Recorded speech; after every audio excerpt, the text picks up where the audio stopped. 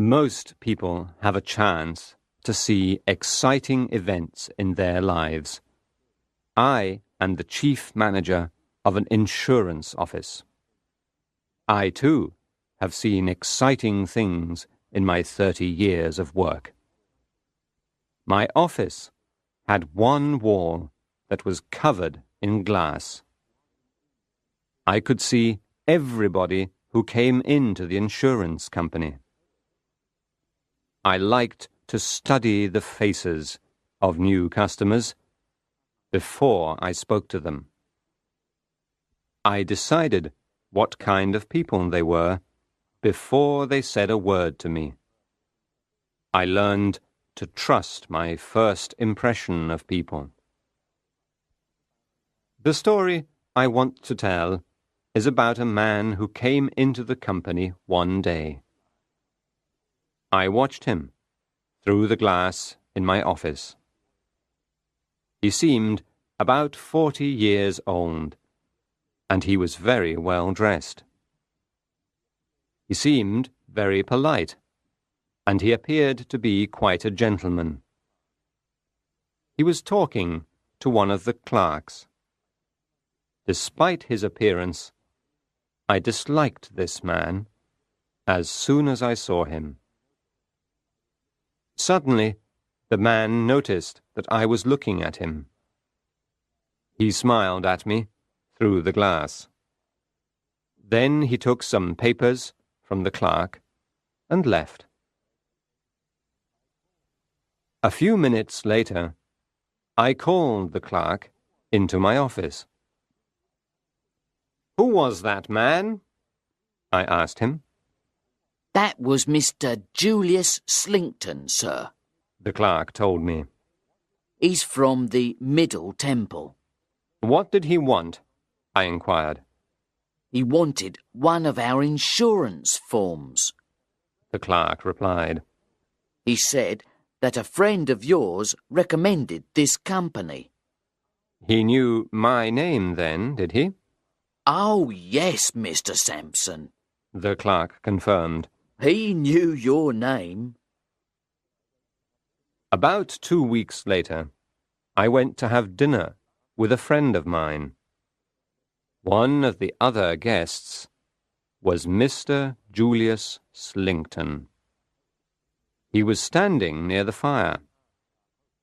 He noticed me, and he asked our host to introduce him to me. Our host quickly brought him over. The three of us began to talk. "I thought you knew Mr. Sampson already," our host said. "No," Mr. Slinkton told him. "I followed your advice. I went into the insurance office, but I didn't speak to Mr. Sampson. I didn't want to disturb him." "Did you come to the office to take out an insurance policy?" I asked Mr. Slinkton politely. "Was it a life insurance policy?" "It's not a policy for me," Mr. Slinkton said. "It's for a friend of mine. He asked me to get the information for him. I don't know whether he will take out the policy. People often change their minds, don't you think, Mr. Sampson?" "Yes," I replied. We began to talk about other things. "Your profession has suffered a great loss," Mr. Slinkton said suddenly. I did not know what he was talking about. "A loss?" I asked in surprise. "What kind of loss, sir? A financial one?" Mr. Slinkton laughed. "I don't mean a financial loss," he explained. "I was referring to Mr. Meltham." Now I understood what he was talking about. "Ah, yes, Mr. Meltham," I agreed. That was indeed a sad loss. He was the most brilliant man I have ever known in the insurance profession. But did you know Mr. Meltham? I asked. I knew his reputation, Mr. Slinkton told me. What a sad story it is. A young man like that suddenly gives up his business and retires from the world. I have said that I disliked Mr. Slinkton when I first saw him in the insurance office. I still disliked him. I did not think he was really sad about Mr. Meltham at all. I decided to ask Mr. Slinkton some questions. I wanted to find out more about this man. Have you heard why Mr. Meltham left his business? I asked. I have only heard stories about it, He said. Apparently, Mr. Meltham was unhappy in love. That's not the truth, I told him. The truth is that the lady died. She died, did she? Mr. Slinkton repeated. That's terrible. Poor Mr. Meltham. How very sad for him. I still felt that Mr. Slinkton was not sincere. There was something false about his expression of sadness. Then he said to me, You are surprised that Mr. Meltham's story affects me so strongly. I can see that, Mr. Sampson. But I, too, have suffered a terrible loss recently. I have 2 nieces, you see. One of them, a girl of 23, died recently. The other niece is also not well. The world is a very sad place. Now I thought I understood Mr. Slinkton. He was a sensitive man who had suffered. I was angry with myself for disliking him. I watched him for the rest of the evening, and he seemed to be a good man. He talked politely to everybody, and everybody seemed to like him. I decided that my first impression of Mr. Slinkton was wrong. I spoke to our host about Mr. Slinkton. He told me that he had not known him for very long. He told me that Mr. Slinkton had taken his 2 nieces to Italy for their health. It was there that one of them had died. He had returned to England afterwards with his other niece. Now I felt that I understood Mr. Slinkton. I was deeply ashamed of my previous distrust of him. 2 days later, I was sitting in my office as usual. I saw Mr. Slinkton come into the outer office. As soon as I saw him, I disliked him again. Mr. Slinkton waved cheerfully at me and came into my office. I have come back, He said, because I want to find out what my friend has done with the insurance forms. I want to know whether he has sent them back to the company. His family are worried about him, you see. They want him to buy a good insurance policy. Perhaps I can help, I said. What is your friend's name, Mr. Slinkton? I asked him. Beckwith, He told me. I called the clerk into my office. I asked him to find out if a man called Beckwith had started an insurance policy with the company. The clerk searched through his files for a moment, and then he brought me some papers. Yes, Mr. Sampson, He said. we received these forms from Mr. Beckwith. He wants a policy for £2,000. And he has asked Mr. Slinkton to write a reference for him. Me? Cried Mr. Slinkton in surprise. He thought for a moment. But of course I can do that for him. Mr. Slinkton sat down in my office and wrote the reference for Mr. Beckwith. He left the forms in my office, said goodbye politely, and then left. Mr. Slinkton was not my only visitor that day. Very early that morning, someone else had come to see me at my house. The visit was a very private one.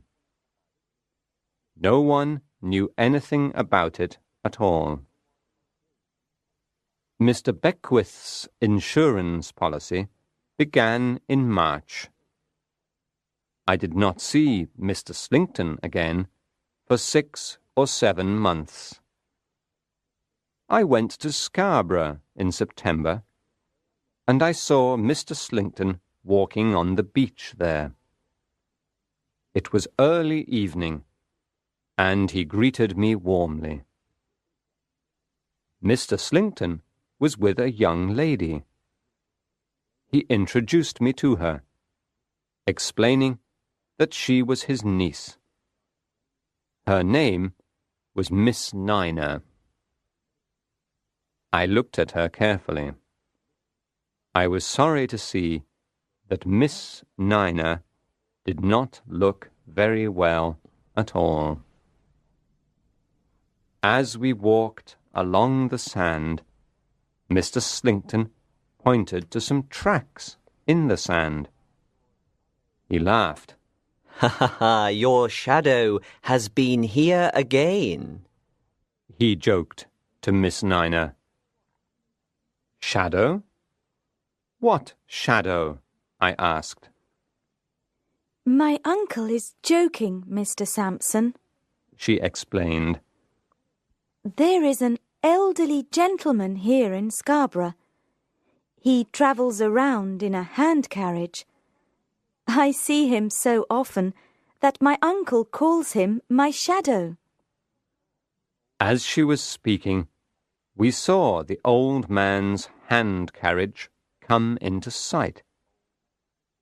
There was a frail old man inside.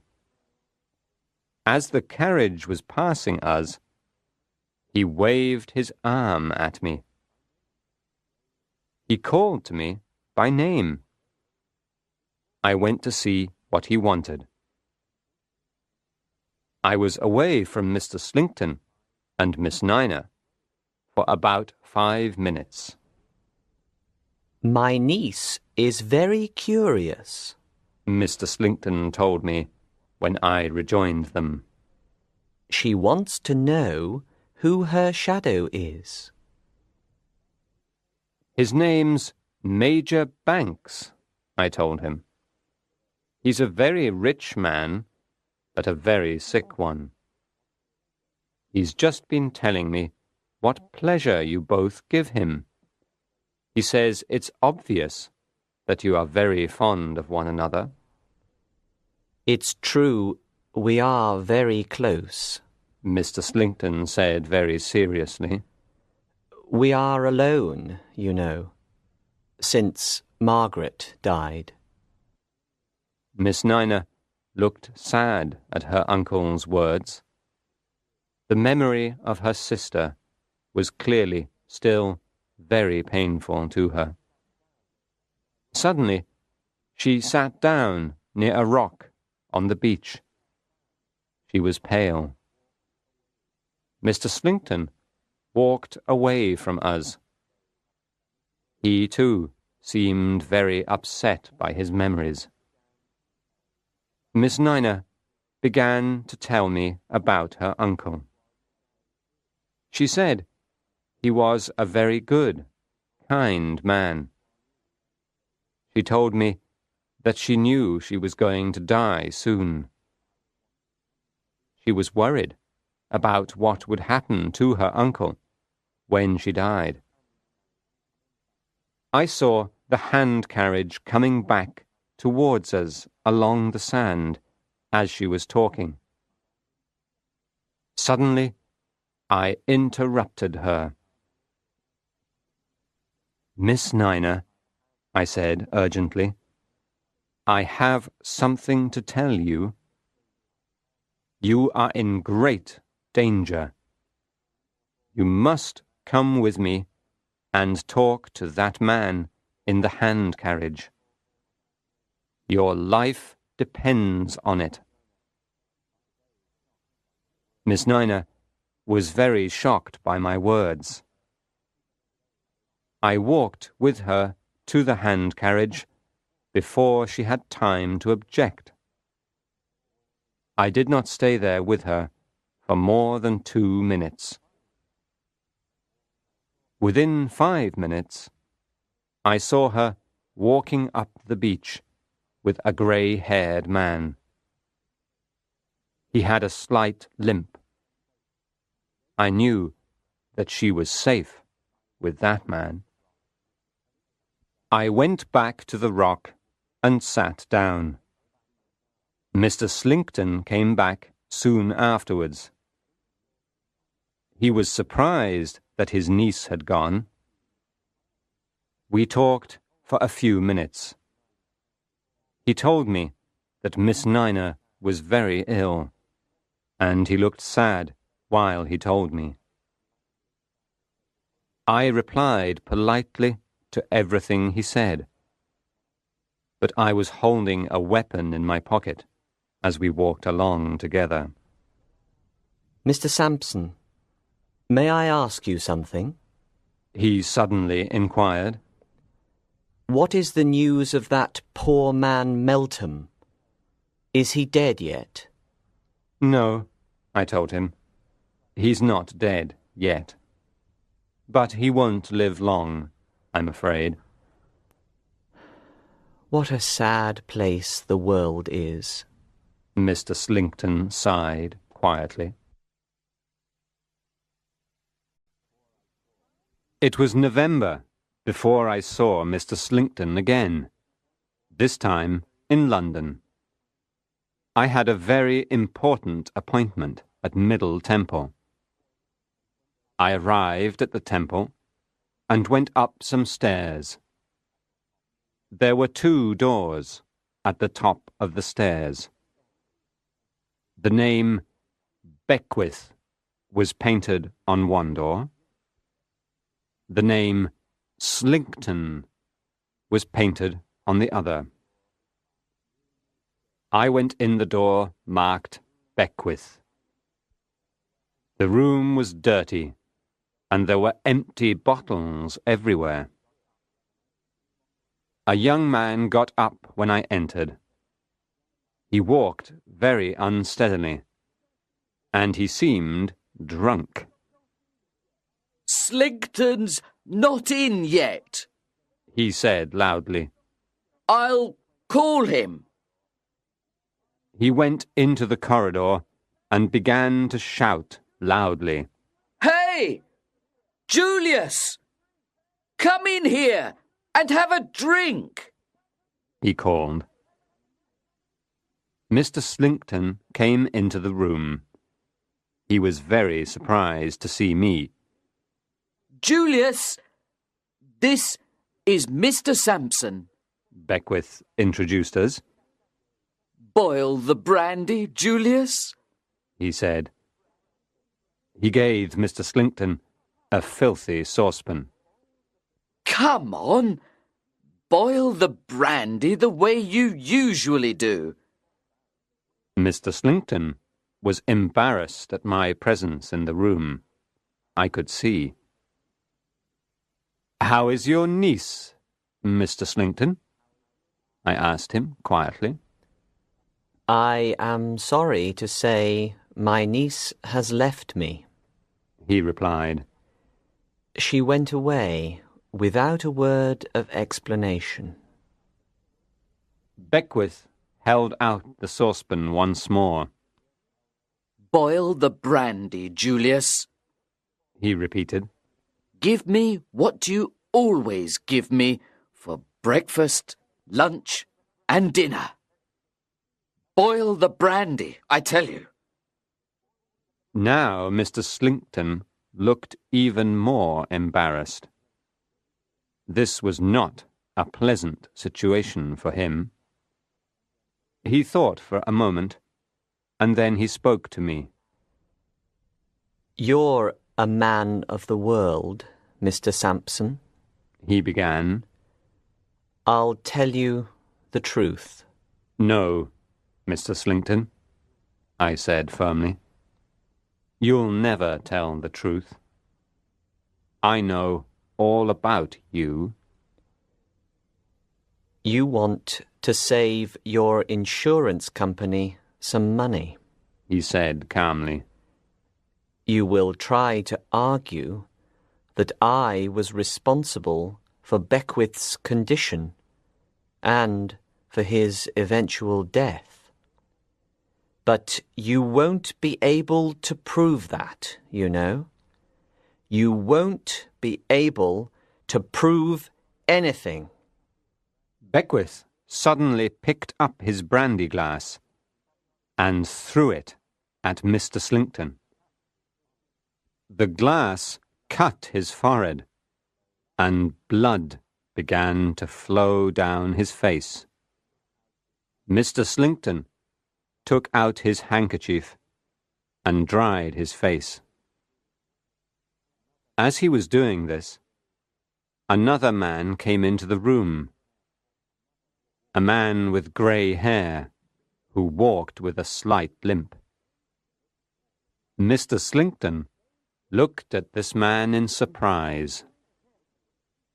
"Look very carefully at me," Beckwith cried out. "You're a rogue, Slinkton, and I've caught you.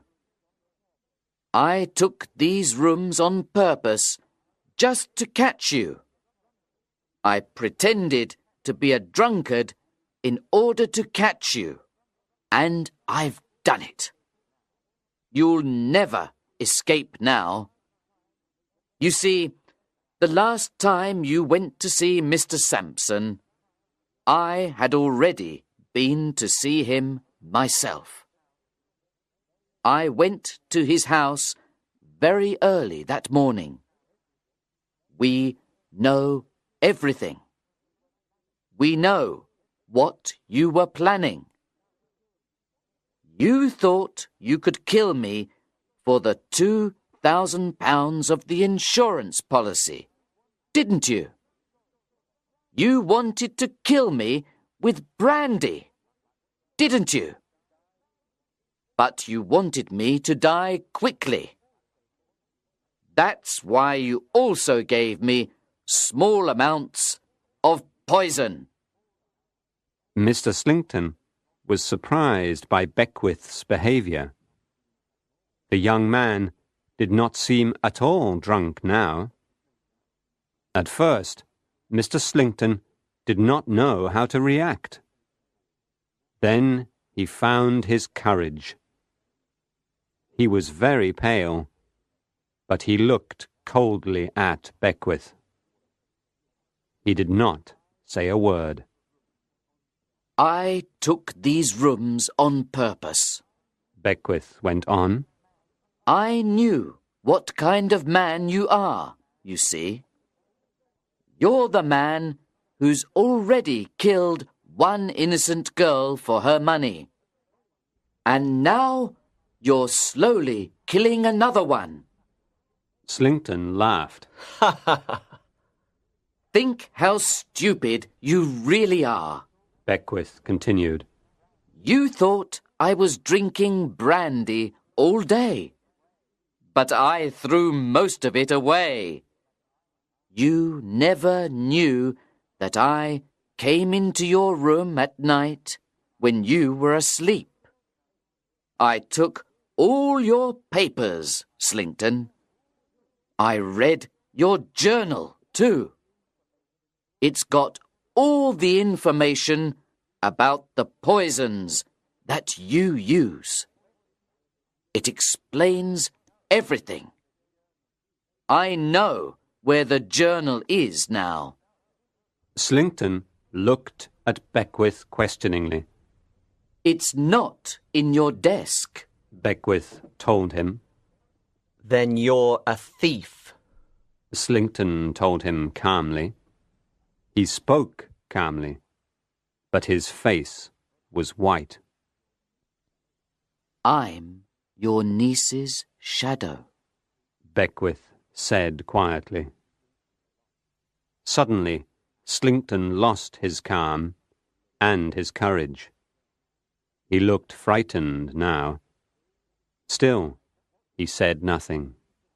I've watched you all the time, Beckwith said. I knew that you were poisoning Miss Nina. I went to Mr. Sampson and told him everything. That man standing at the door is Mr. Sampson's servant. The three of us have saved your niece's life. Beckwith paused for a moment to look at Slinkton. Then he went on. You don't even know my real name, he said very quietly. You asked Mr. Sampson several times if he had any news about Meltham. I can give you news about him. I am Meltham, he announced triumphantly. I loved your niece, Margaret. I could not save her, but I promised to pursue you to the end. And I've done it, he cried. I've hunted you down, Slinkton. Slinkton now looked in horror at the man who was accusing him. He was unable to speak for fear. You never knew my real name, Meltham told him. You are seeing me under my real name now for the first time. You will see me again when you answer the charge of murder in court. And I hope you see me in your imagination when they put the rope around your neck and the crowd cries out for your death. Slinkton turned quickly away from us for a second and put his hand to his mouth. The room suddenly filled with the smell of some chemical. Slinkton gasped, ran a few steps, and fell to the floor. He was dead. Meltham and I made sure that Slinkton was dead. Then we left the room together. I have done what I promised to do, Meltham said sadly to me. My life is ended now. I did everything that I could to help him. But the poor man died a few months later.